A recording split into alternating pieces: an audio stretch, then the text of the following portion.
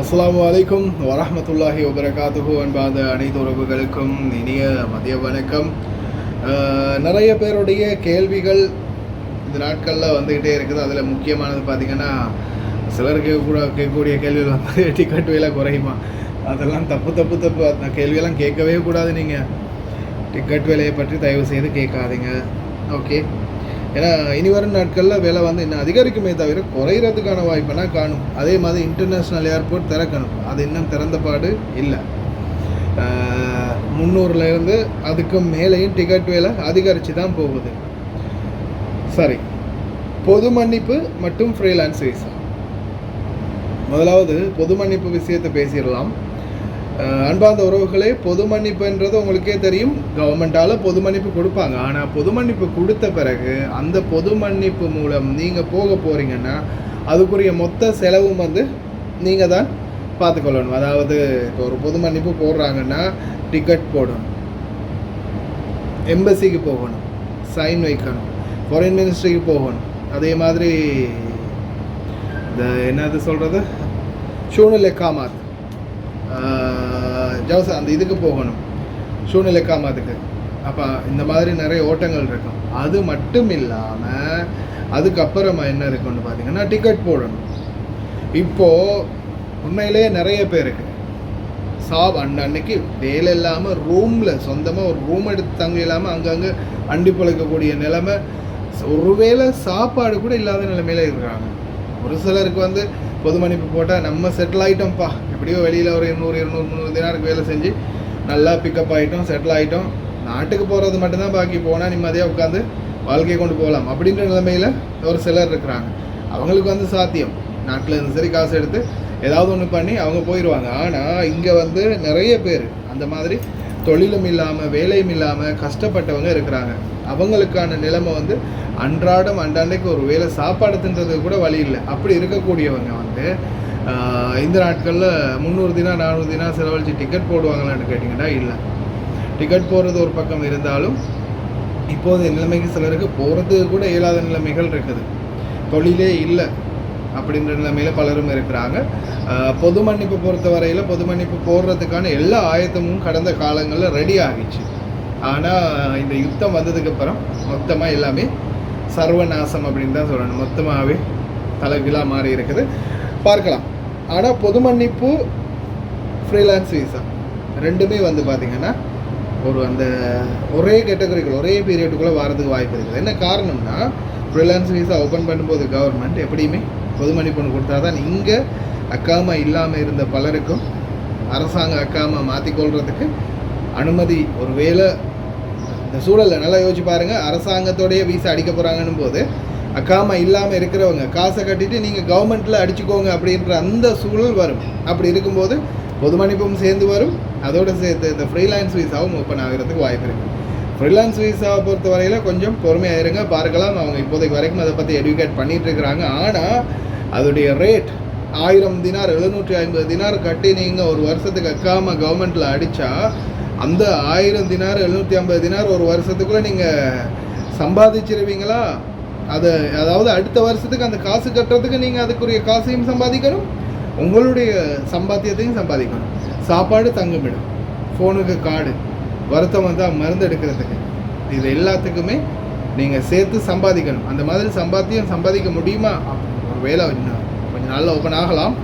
Open ஆகினா நீங்கள் அதெல்லாம் செய்ய முடியுமா அப்படின்றது சிந்திச்சு அதுக்கப்புறமா ஃப்ரீலான்ஸ் விசாக்குள்ளே நுழையுங்க. ஏன்னா சில நேரங்கள் அந்த மாதிரி உங்களால் சம்பாதிக்க முடியலைன்னா கடைசியில் மிச்சம் கஷ்டமாக போயிடும். ஏன்னா ரேட் என்ன மாதிரி வரும்னு தெரியலை. அவங்க 1000 அல்லது 750ன்னு சொல்கிறாங்க. ஆனால் அந்த ரெண்டு ரேட்டுமே அதிகம்னு தான் சொல்லணும். ஒரு 500 தினாராவது ஒரு வருஷத்துக்கு வச்சாங்கன்னா ஏதோ சமாளிக்கலாம், பார்க்கலாம் என்ன மாதிரியான சூழல் வருதுன்னு. இது சம்மந்தமான சில அரசல் புரசல்கள் வந்து கிடைக்குது. ஆனால் கன்ஃபார்மான தகவல் கிடைச்சா உடனே பப்ளிஷ் பண்ணுறேன். அது வரைக்கும் பொறுமையாக இருங்க. பொது மன்னிப்பை பற்றி இப்போதைக்கு யோசிக்காதீங்க. அதே மாதிரி போலீஸில் போய் சரணடைஞ்சு போகலாமான்னு அப்படின்னு நிறைய பேர் கேட்குறீங்க. இப்போதைக்கு 110 பேர், அதாவது 100க்கு 10 பேருக்கு தான் சில சந்தர்ப்பங்கள் கிடைச்சிருக்குது, சில ஃப்ளைட்டுகளில் போகிறதுக்கான வாய்ப்பும் கிடைச்சிருக்குது. ஆனால் போகிறதுக்கான வாய்ப்பு கிடைச்சிருக்கு. மற்றும்படி நிறைய பேர் பார்த்திங்கன்னா அந்த இதில் தான் இருக்கிறாங்க. இதில் இந்த என்ன சொல்கிறது சென்ட்ரல் ஜெயிலில் தான் போட்டு வச்சுருக்கிறாங்க இப்போதைக்கு வரைக்கும் மத்திய சிறைச்சாலையில். ஏன்னா டிக்கெட் ப்ரைஸுக்கு வந்து அனுப்ப மாட்டாங்க எப்படியுமே ஃப்ளைட்டுக்கெல்லாம். இந்த மாதிரி பிரச்சனைகள் இருக்குது. அதனால் தயவு செய்து கொஞ்சம் பொறுமையாக இருங்க.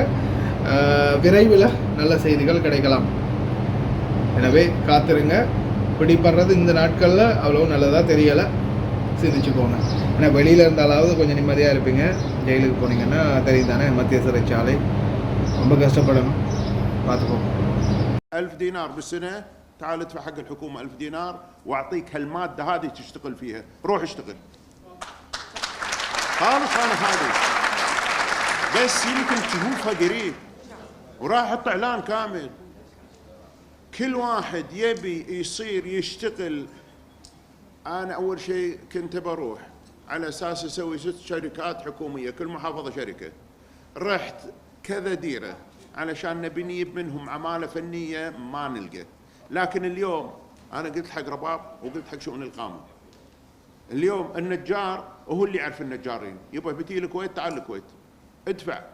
يعني بدال ما نقول الإقامة ب50 دينار مثلا احنا ولا بكم، ادفع. يبغى نبي نحط القيمة اللي اليوم المتوسط اللي قاعدين نشوفه قاعد ياخذون تجار إقامات من 750 ل 1000.